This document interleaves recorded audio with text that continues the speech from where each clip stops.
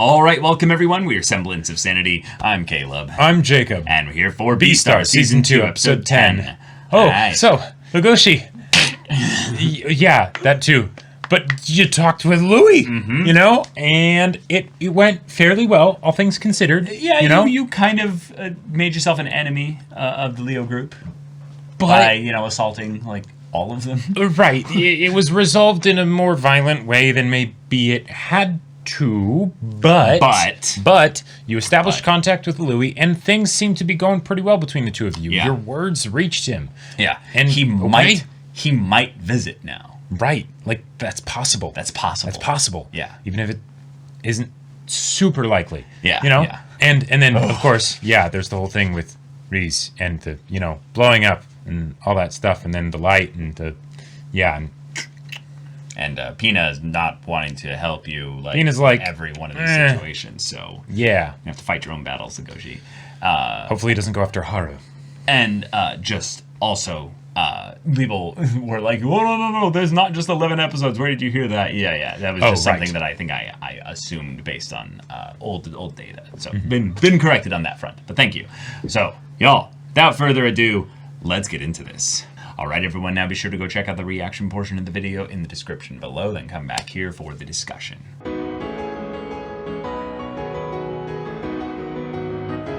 That was terrifying. As far as episodes go, this was one of the most tense episodes in the series. I gotta say, so there were certain directions that that the show has now told us that it is going to go with certain things, right? Right. And I am excited. Yeah. Because so one, can we just say that Pina was amazing. We need to now build a shrine to Pina and his massive balls. Yep. Holy shit. God damn. My little shit here. He just had his brush with death. He did not have his finger bitten off there. Nope. But he basically said, my fear of death, that only belongs to me. Right. In place of a final request, hear now the cry of my very soul. Come and kill me then. I feel no fear of thee. Yeah. And, oh my God, that was not acting. That was pure expression. Because one of the things that Pina's had that's felt a little bit kind of hard to understand is that he has a bit of a death wish. He intentionally antagonized Legoshi to try and eat him. Yep. Which is something that I have to assume comes from something deeper. It is not just the way he gets his rocks off.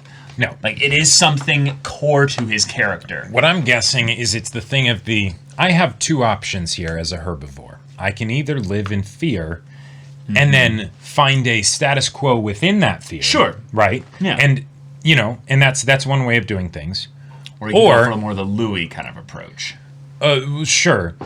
But the way he's doing it is basically the thing of no, I so refuse to be in fear. I will even specifically antagonize the situations that could cause me to need to be afraid. Right. So that way survive, I won't be afraid. Right. And if I die, then I will die, but at least I will have I will have lived the life that I chose to live. Yeah, there's a question, though, in here that is left unanswered. And this is one that I feel like is why it's not necessarily 100% what you're saying here. Okay. Is that when he experienced the actual fear of it, I believe that was one of the first times that he experienced it to that degree. Right. Is that every other time he's never really gotten the full experience. So when Reese basically bit his finger but didn't bite it off, right, he experienced the, oh shit, right, oh, that's what that's like. Yeah. And in that moment, he then decided,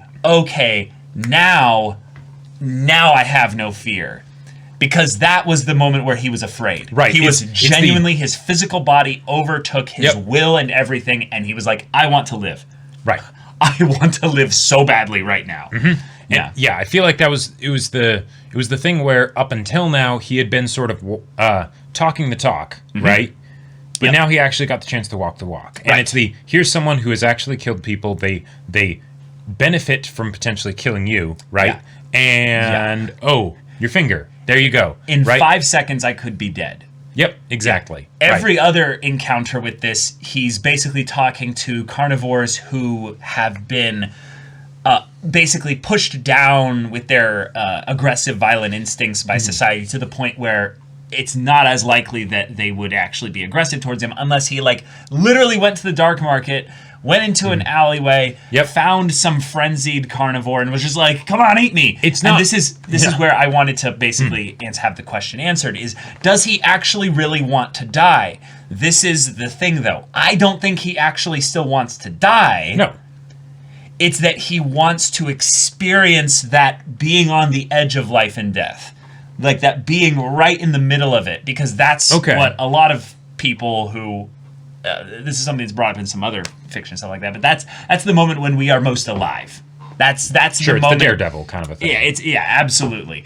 And I think that he does get his rocks off a little bit to the whole thing. I think he also very much does want to live, but he also did overcome his fear here. Right. So all that can be yes. So I don't think it's something opposite to what you're talking about here, but I feel like there's something that needs to be caught in tandem is that he does actually want to live. He is going around and sleeping just doing the rounds with, like, every woman he can, it seems, to have his fill of life, probably because he thinks he could die at any day. Right. And exactly. It's the mental assent that I could die at any day, and then there's the immediate acknowledgement and present danger of the physical response. No, I could die right now. Right. Yeah, and that's the thing that physically he might not have experienced really until this day. He was doing the equivalent of talking smack online, right? Oh my god! And he's young. And he's young, right? And it's like, okay, and this is basically how I feel powerful in a society where I don't feel powerful in certain ways, right? Because I'm basically playing in an area where everyone's all the predators, right, are the carnivores. Yeah, there aren't really any consequences. I have society on my side, right? Yeah, exactly. But now it's in a situation, well, society's not here right now. You know, like it's just you and me, right? And it's the and you've also threatened me, kind of. And you have threatened me, right? Yeah. And it's the okay, all right. And then it's the whole crisis of faith, identity, etc., where it's the do I actually believe in the words that I say? Exactly. Right? And it's the and he got on stage and proved that he did. Now, the thing that I just completely forget about this is that he's in high school, but not only that, he's a first year in high school. Yep. So 15. So he is basically the exact kind of equivalent of the kid that basically is probably super offensive online. Like ridiculously offensive. It's one of those things where it's actually really weird, but this has been a thing that I've noticed is more on the rise nowadays as I interact with, like, my younger brothers and stuff like that. Because none of them are anywhere close to 15 now. The youngest one is like 21 or something. But the idea is that there's this, like, new kind of, like, rebel teen that's really kind of cringe and gross, which is basically I'll say all the fucked up stuff online, all of it, because that's not just regular online teens. No, I'm saying that's the point of it, though. There's teens online where it's the Call of Duty lobby, where they're calling your mother all kinds of things and stuff like that. That's one thing. But I'm talking about the people who are like, I get off on doing that. I get off on being the kind of person that will say all these things, and because of the anonymity online, there's no consequences attached to it. But then it's okay, wait, but I am frustrated that I can't bridge that online persona into reality. And then they start to do it, like, in real life, and it's just like, what is wrong with you? Okay. But I think what we have here with Pina is we're in a world where you can get devoured. This is not something that society approves of Reese doing. Like, not at all. Either. They're both basically, like, riding that fine line. Like, Reese has mastery of self almost on lock. Yeah. He has like honey, he has medicine, He has like a whole bunch of things that are basically help keep him in line. To the It's point just some where stuff up here that's a bit right. He has self-mastery broken. to the point where he will even deny reality Exactly. and truly believe it. Right? Yes, You know, right. he believes that Tem was consented consented the whole to it, thing, yeah. right? Even though, which I love because Yeah, it's so cool, So there's but- the perspective that he saw, right, where Tem goes up and hugs him, which didn't actually end up happening. Like reaches out towards his mouth, like please, Sure, like right, exactly. yeah, But the fact that even in that fucked up, not real alternate memory, yeah, he still skips past the actual eating.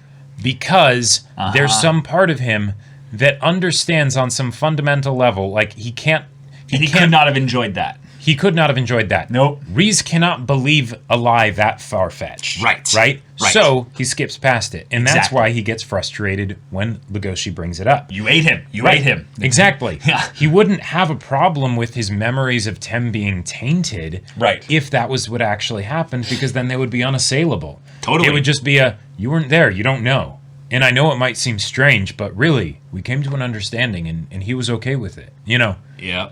But that's not what it is. That's not what it is. That's why when Legoshi pokes at it, it pisses him off. Right. Right? It makes him, well, almost mad. Right? There you go.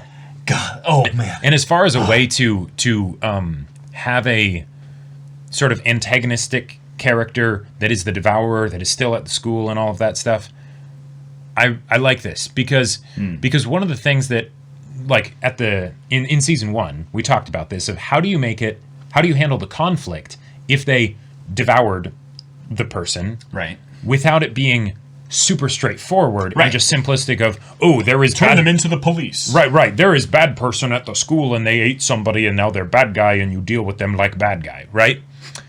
But without also going into the thing of the absolutely remorseful, right? How do you make Right. it so that there's still conflict with the actual person who did it as opposed to society who would want to get, justice and all that stuff for Tem's death? Yeah.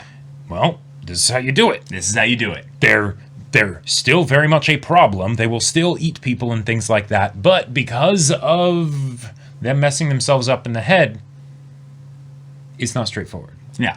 I also really like the idea that Reese might never devour someone again, though. Like, Tem was such a special case, and he had never devoured anyone before that. Mm-hmm. Tem was one where, because of their friendship, Yeah. he got devoured. Right. Like, that's the freaky thing about this, is he's so stunted in every way, Reese I'm talking about here, that he's probably never excitedly grabbed anyone like that ever.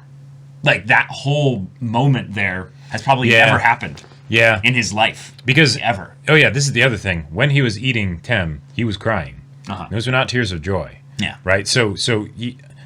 This seems like an example of immense trauma. Immense right? trauma. However, as a result of it, It broke him. it broke him, and now he's in the situation of, well, I guess I'll need to eat more people to keep things quiet. Right. Right. And that's a problem. If he's able to twist his mind up about the circumstances of Tem's death and everything, Yep.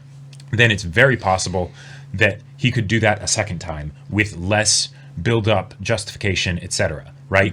Of, oh, yeah, someone that I ate, it's not someone that you had been hanging out with regularly, that you were in the same club with and all that stuff, Right. and had been helping you out a lot with your issues. It's just some random person that you were talking to, and, oh, they were alone and they looked tasty, right? And then all of a sudden, oh, yeah, no, it was fine, right? Yeah. Yeah. Like, a casual devouring, right? Right. Yeah. Oh, okay. Plot, though. A lot of little things happen this episode in addition to all the Reese stuff. We have set up that the performance is going to be New Year's Eve. We're going to have a big deal there. We have a sting operation that is in the works. However, the letter was already said to be something that, well, he might have saw believes that, it was Legoshi that put it there. yeah, which means that he won't actually be able to be using the sting operation. Which, in one way of looking at it, is that means Legoshi, you were successful. Yes, you saved Pina. You saved Pina for a while, right? You made Pina the second priority. Yeah, so you are the one that will die first before Exactly. Pina. Yep. Yeah. And that gives you a chance of stopping Reese. Which also means you are doing the thing that you set out to do. You have become strong enough that you can fight the bear. Right. At least survive a little bit. A little bit. But once he got a hold of your neck, it was over. It was over. He just dragged you somewhere else. Move you somewhere else so that the fight would be something that he could cover. He could have just squeezed a little and you would have been gone. Yeah. Now, you moved it to New Year's. That gives you a certain benefit. Yes. You can train. You can maybe eat some meat. Right? In order to actually get strong and everything. Yep. Here's the problem, though. He's going to prepare too. How much you want to bet that on that day, he's just going to not take his medication? Yeah. Right? Just no big deal. Or not that day, even. Sure, a few days building up to it. A week, maybe. Yeah. He's just like, oh yeah, I'm just gonna stay in my room or something like that, or go off and do something else, for a few days. Imagine comes back hulked out, Yeah. Like, this is some opposite Takamura Hajime no Ippo shit. Instead of the starving yourself to shrink down, it's the you're starving yourself to bulk up. Right. Mm-hmm. Like, this is the kind of shit that could put, well, in a lot of ways, a new customer at the dark market even. The kind that people just kind of go, oh shit, a bear is buying here. Right. Like, that's the kind of thing that makes everyone, even maybe the carnivores, just kind of go, yeah, that's going to make things problematic for us. Either feel very safe because it's okay, they're having some urges and they're eating some meat to keep it under control. But wait, they're buying a lot. Wait, they look really big. The main hope we have is that he is so controlled of his mastery that he will basically suffer in silence in his bed and basically just kind of go play a little hooky, because there might be some Christmas break stuff going on there as well. But so he won't need to show up for class as much. Right. But also just the idea that that's the thing that's going to mess with his head over the course of that time there. Because if his head's messed with, then you have at least something on him. Because without that, Legoshi, you're fucked. Well, your martial training will do something. But you have to be willing to kill him if you want to live. Like, that's if you're fighting him solo. Right. And this is where I want to bring up something here. I don't think he's going to fight him solo. Yeah, I think he's going to bring Hexai along, and ideally what you do in this situation is you don't just fight him, but he can't. He's not wanting to call the police. That's the problem. Yeah. That's the problem. So let me bring up the fact that we have a large cast, right? Oh, he told Louis about the killer. I see. Yep. Leo group shows up. The Leo group shows up. It's 9 lions with guns. And it's not even really a fight. It's just a thing of where we're going to take you away from the school. You're not going to ask us any questions about it, and we'll judge you. Yeah. Like, judged by Louis, maybe even. Right. And it will suck because in some ways, Reese doesn't deserve that. Sure. In a weird way, Reese could be left alone here. He might not ever really harm anyone like this again. The problem is that he did. Yeah, and he didn't mean to hurt Tem either. And he didn't mean to hurt Tem either. Exactly. But here we are. Now, will Legoshi go to the mob instead of the police? It's possible. And it's possible that because he already said something to Louis, he doesn't need to anymore. Right. Might not have anything to do with his choice. So can I bring up the fact that there are a bunch of people in here that might just make choices beyond what Legoshi really wants? Sure. So, Gohin. He might just shadow him.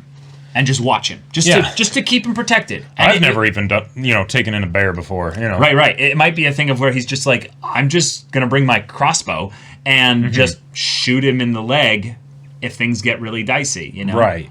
Or I might just shoot him in the head because I'd then just be losing. Like, Legoshi would just die anyway. So I'm not gonna measure lives here. I'm just gonna stop the murderer from killing someone. Or Hexai might show up because he doesn't go to Hexai, because then he would get turned in, which is effectively like going to the police. Hexai, though, might have found the blood. Yep, because it went down the pipes. And spy on Legoshi anyway. Yep. And then show up anyway because it's going to be nighttime and no one might not even, like, people might not even see him. Well, and I gotta say, if the blood, so the whole thing of going to the bathroom, right, that was great. That was really smart of Reese. Yeah, it was really smart of Reese, right? Because how do we deal with the blood problem? Yep. I can eat all of the fleshy bits, but we need to have it be in a place that's clean. I need to clean myself. Yep. This is probably the exact spot where he cleaned himself off after eating Tem. Exactly. Yep. But if he does it here, then actually everything should be fine. Yeah. However, he doesn't know that there's a snake in the pipes. Nope. And the fact that it showed the blood going down the drain, it's like that's foreshadowing. It communicates things for Reese because it's no blood here. Right. We can do whatever we want. But also communicates to us, the third-person omniscient audience. Yep. The person that really Legoshi should have gone to sooner. I really feel like the reason why he hasn't gone to Hexai is very easy to explain. Is because he doesn't want Reese's life and youth and everything to be ruined. He wants to find a way to break him and save him. He wants to do this without killing him, without ruining his life forever. Yeah. He wants to basically beat him in a fight and take him into Gohin and have him go through the therapy. And it's great that Legoshi decides to do that because it makes sense. He almost devoured Haru, right? So he has a very close attachment to this kind of struggle. Yeah. That being said, he also crushed the light because he was so pissed at Reese for eating Tem and going about his normal life, and then he went and practically attacked him in front of a bunch of people. So there's conflicting emotions at play within Legoshi. Which makes Legoshi's just experience with this really exciting. Yeah, because then we don't necessarily know what's going to happen. Now, Legoshi's track record for maybe making the right calls in certain situations as far as judgment is... it's like a 7 out of 10, I would say it's a 7 out of 10 of doing the wrong thing, Yeah. I could see that. It just depends on how powerful the choice needs to be counted in the 10, because I do feel like there are a lot of little choices that he makes that he doesn't get credit for because they're just really small, and it's like, no, that's a really good decision. That's a really good decision. Yeah. But the ones where we can see him definitely making mistakes is with Haru. Yep. Haru, I will solve everything before I allow myself to embrace her. So let's break down his thought process here. If he was to embrace her, he might not be able to hold back his lust and his aggression. I understand that. Yeah, and he's worried about potentially hurting her. Totally get it. Yes, exactly. We've seen carnivores accidentally rip someone's arm off. Yes. Because, they were stretching them a bit too hard. Yeah, I love the way Season 2 has brought up the idea that just physically touching a herbivore that is that much smaller than you is dangerous. The fact the interlocking of the fingers is dangerous enough to where he could accidentally pull a finger out of joint. The fact that Reese didn't eat Pina's finger, that speaks volumes to the restraint that Reese has. Yes, because he just licked the honey clean off of him. Lions, their tongues lick the flesh off of things, right? So the fact that Reese was able to do that is damn impressive. Right? Which is, also sends that message to Pina of anything I do, it will be because I choose to. Yes. But at the same time, if there's honey in front of me, I can't help myself. It'd be a shame not to. And that was a cool little callback to the girl that he misspoke the name of, said the wrong name for it, and she said she used a honey resin on wax her, or whatever, wax on her horns. Yep. That was great.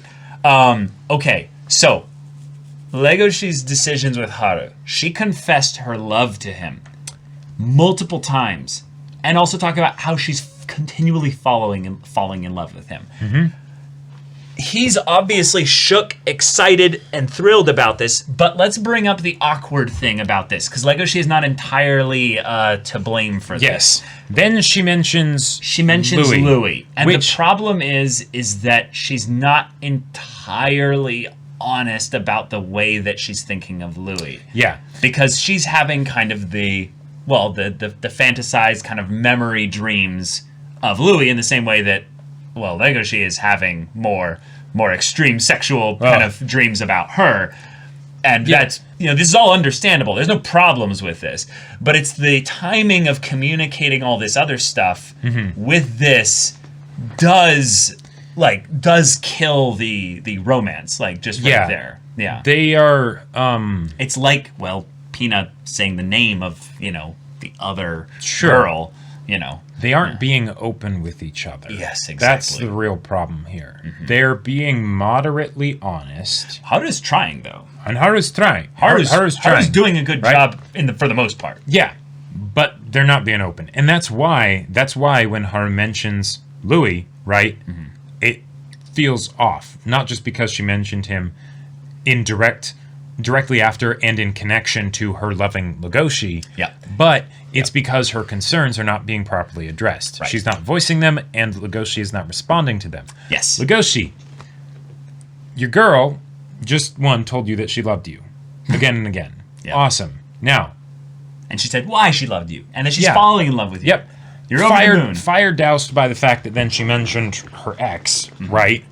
But she also mentioned being very concerned about the safety of her ex. She was basically implying when she said, he could be in trouble, what she's really worried about is... Could you go look into the whole Louis situation and find out if he's okay? That's kind of the... No, she's really worried about the fact of he might be eaten. Oh, sure. He might not be alive right now. Yeah. He's a herbivore, right? Right.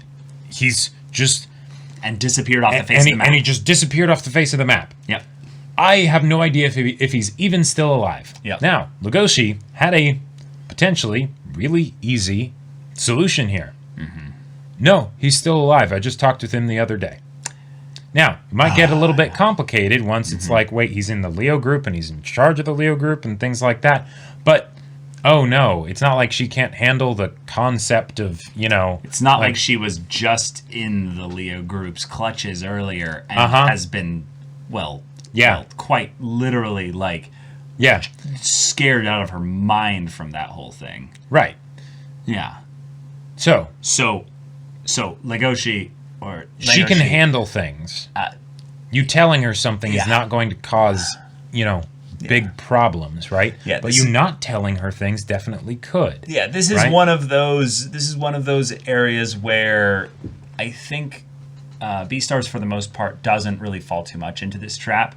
But melodrama most of the time is created by lack of communication, not miscommunication. Right. And miscommunication is implying that there is actual intended stuff trying to be said. Yep. But they just don't know how to communicate it properly, which is very understandable. That's relatable. Yeah. And even Legoshi not communicating here is understandable for his character because he is very socially awkward and things. Yep. So, and he is... And he also is very much holding a part of him back. Exactly. He is specifically trying to hold the part of him back in the relationship, so it makes sense that he wouldn't necessarily talk about things. That being said, it doesn't necessarily make for entertaining television, and there are parts of it where it's like, okay, is Legoshi actually going to grow in this regard? Because there are... eventually. The dense protagonist can work when it's done for comedy. Oh, yeah. Beastars isn't a comedy. No, it's There not. are moments of comedy, but Legoshi's awkwardness and the non-communication and things like that, his awkwardness is sometimes played for comedy. His lack of communication, never. And I don't use never lightly. Like, there might be an exception, and if so, let me know, but Yeah. So this is a strike on his record. This is a strike on his record, and there have been several in the past. And the reason why it concerns me a little bit is because I don't see any signs of growth. Okay, so this is the problem here. This is why I think the whole 7 out of 10 thing in the wrong way is a little bit incorrect here. Is that he makes little decisions that are right. It's when he's faced with the big ones where he's in those emotionally compromised situations that then he makes the mistake. And that's all one choice. It's not like the whole character. The thing is that he made a promise to himself that he is taking as some kind of special thing for Haru, but she doesn't value that in the same way. The problem, though, is that he misinterprets a lot of the times why she says the things that she says. And this is something I feel like he needs to be given a little bit of grace here with regards to this, is that if I was Legoshi in this situation, and I heard her say, because this is why I interpret it as, please go help, it's, I love you, I love you, I love you, this is why I love you, I'm really concerned about my ex. Wait, hold on. Okay. I would have understood it if you waited for me to respond, right? Mm-hmm. But she's just still going and going. Legoshi's not responding. Nope. The fact that he didn't respond and she didn't ask a question means that she wasn't necessarily waiting for a response. Now, this is something that's a little bit loose here. But one of the things that people do, and this is unconscious, most people do not intend to do this, but they say nice things to you. To butter you up, basically. To butter you up so that they can make a request of you and manipulate you a little bit. Now, I don't think Haru is intentionally trying to do this. But I think it is very odd that she says this stuff and then basically expresses concern to Legoshi about Louis, the one person who she knows could theoretically do something about it because of her experience with him in the Leo group, meaning that what she might have unintentionally done here was leveraged my love for you as a means for you to do something for me. Also, which is a pattern that she has done in the past with regards to leveraging the fact that she doesn't feel powerful in a lot of situations unless she has had sex with someone in order for them to probably see her as peer. Exactly. Yeah, that also addresses... It's awkward. That addresses one of the other things that I wasn't sure if I was going to bring up or not. I didn't buy that she said she loved him. Oh. Not that I don't buy her feelings. I don't buy why she said it. Oh. Like, I don't buy... It just came out of nowhere? Yeah, it felt like it came out of nowhere. And that given their interactions of late... And granted, he did propose to her and all that stuff. And she, was like, okay, I'm just going to stop seeing other guys now as a result of that. Okay. It didn't feel natural for me. So if there is some part of it that is subconsciously also the... trying to get him to, look into the Louis thing, it's complicated. Then that makes a lot more sense. That's part of it, but it doesn't necessarily mean it's the whole thing. The main reason why I think she brought it up is the same reason why they're actually, here together at all. She felt like seeing him. She adjusted her life and daily kind of regimen or what have you to spend time with him, probably because she misses him. Yeah. And he has not been intentionally seeking her out since he asked her to marry him. Mm-hmm. So she is basically in this weird catch-22 situation, especially since she just had that interaction with Juno, where she wants to be with Legoshi, but they're, Romeo and Juliet, they can never be together except, that's the whole point of the story, But he's not seeking her out. So she's going to be, no. Yeah. Dang it. I'm the mature one here. Right. I'll seek you out. Right. Even if everyone else is gawking and whatever. Talking rumors I don't or whatever. Care. Yeah, well then fine. Let's go somewhere else then. Yeah. I feel like this is her trying to take the reins a little bit. Sure. Okay. And basically try to steer the relationship in a direction where they can be honest and open about their feelings. And part of that is sharing the awkward things of, hey, my headspace has been occupied by my ex recently. I need to talk with you about this. I don't necessarily like that. I don't understand this, but I need you to know that I'm scared, and I need you to help me feel safe here. And he's not cluing into that, so he then says, I'll take care of everyone's happiness, which is including you. But it's also like, hey, Legoshi, I actually just need you to hold me here. Yeah, exactly. Right. And then he pushes her away. That's it. Also, something else that actually makes me want to take back a bit of what I said of not understanding, that there could be a lot of really good reasons behind also why she chose now to tell him that she loved him. One of the things that she talked about is she's like, okay, he's younger than me, but sometimes he treats me like he tries to... He's my father. Like he's my father, right? Yep, definitely. So by saying that she loves him, it's kind of a... Yeah, let's get rid of that. Let's get rid of that. Let's get rid of that whole, this is the situation that we're dealing with, right? And, it doesn't have to be that complicated, right? Yeah. Right. No. It's simple. I love you. Mm-hmm. And it probably might even be a thing that she's kind of frustrated with herself of like, why haven't I said this yet? Sure. Like, it's on my heart and mind. It's right there. Like, that's probably the thing of why you didn't buy it, was that it was easy for her to say. Because she thinks and feels it all the time. sometimes when people really do... And if she hasn't said it by now, then why is she suddenly... What's the impetus? What's the... Right. And that's why I was worried about some potential unconscious manipulating, which is a thing that people do. Just you know, I'm not saying that she's some, like, just manipulative bitch or something like that. I'm just saying that, but there is that... It is important to acknowledge that she is not some perfect being or whatever. Yes, exactly. Right? We're all broken people. We're all trying to figure out how to do life. And that's kind of what Legoshi's approach to her has been up till this point. Yeah, and he especially dropped the ball by making this about him, which is usually the case when you don't ask questions. Sure. Yeah. One of my first questions would have been like, oh my god, this is the first time you've ever said this to me. I'm over the moon. Why are you mentioning Louis here? Yeah. Like, that hurt me. Right. Instead of just really having your tail stop wagging, be like, Yeah. This is what I tell people all the time.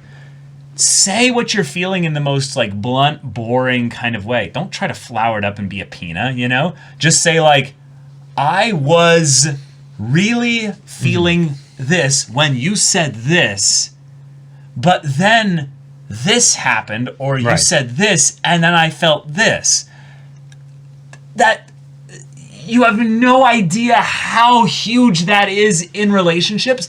The problem is that most people, just in general, are not comfortable enough with their feelings or mature enough with their feelings to use the most boring, kind of less entertaining language that, yes, for an anime, you might not necessarily want to have. And also, they're in high school. I feel like there's a part of that kind of boils down to almost pride, where it's the idea of... I want to be strong for her. Well, I want to be strong for her, but it's also when it comes to talking about emotions and things like that, it's the denial of just how important the emotions are. Yes. Definitely. By saying, I have a good handle on things.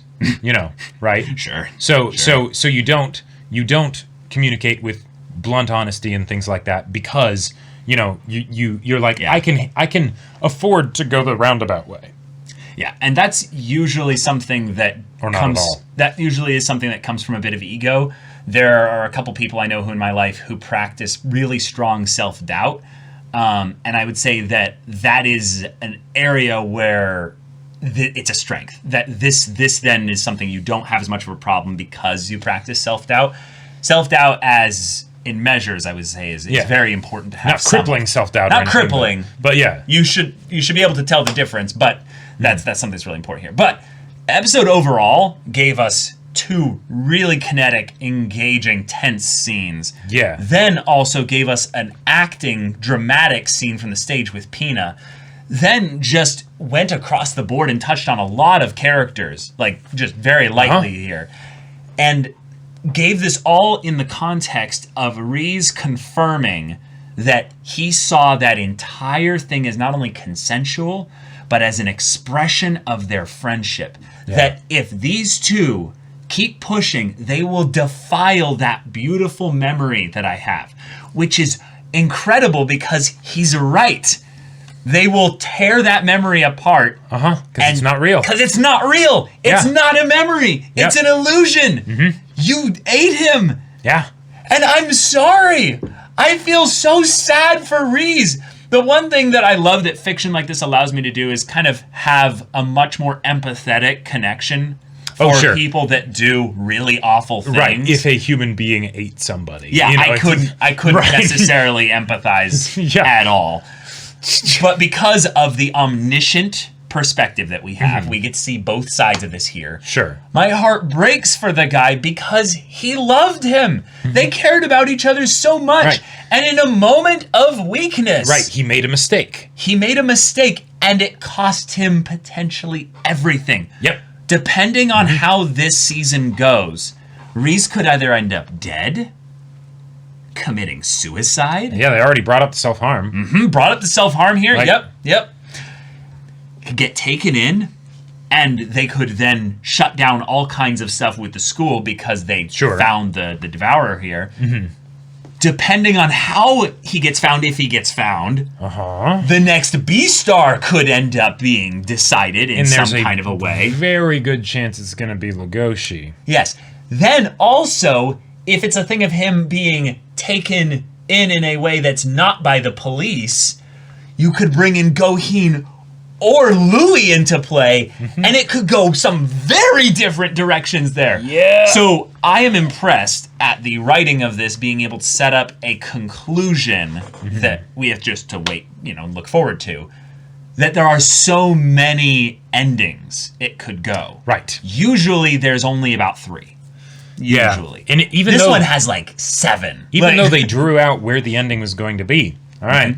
New Year's, festival, all that stuff. We'll settle things then. Yep. And by the way, hey, Legoshi, if you want to get stronger quickly. Yes. There is a way. There is a way.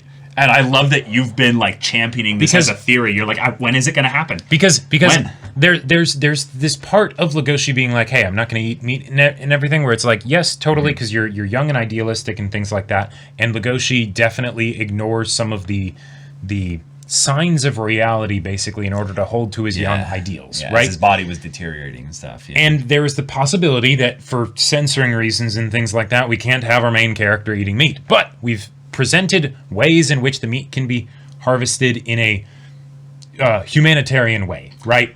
From people that die of natural causes or things like that, organ donating, basically, right? Like, like the equivalent. And Legoshi, you are not fully in balance and harmony with your wolf self. Yep. If you are denying to the point of starving to death that self. Yep. Like yeah. But you could also argue then all of their society is for carnivores. Oh, absolutely. Right. And that's why it needs to be changed. And the fact that Legoshi first did the training to make it so that he does not need the meat, right? He won't lose control. Right, exactly. That if he does, it will be something that is absolutely a conscious, measured decision. Right. Yeah, it's an alcoholic being able to go back to bars again. Exactly. Yeah. Right. It's that total thing I've seen with many people where it's the thing of, I can't see that thing ever again because, or like see that thing ever again in these contexts. Yeah. And I have to intentionally curb myself from doing that. Legoshi is like, no. I can sit in an empty warehouse with a giant slab of meat and I can embrace it. Right. And I can, do all that stuff with it. So we have a fantastic finale set up. So y'all, thank you so much for watching this episode's reaction and discussion. If you want to see the next episode's reaction and discussion right now, though, go check out the link in the description below for our Patreon. You can get an early access there. You can watch full-length timer reactions there. All this comes with Discord access. You can chat with us in the community there about this show, about anime in general, and also be sure to check out our Twitch channel. We stream every weekday. The info's in the description. Yeah, so if any of that interests you, we'll see you there. But until then, we're Semblance of Sanity. I'm Caleb. I'm Jacob. And we'll see you all next time.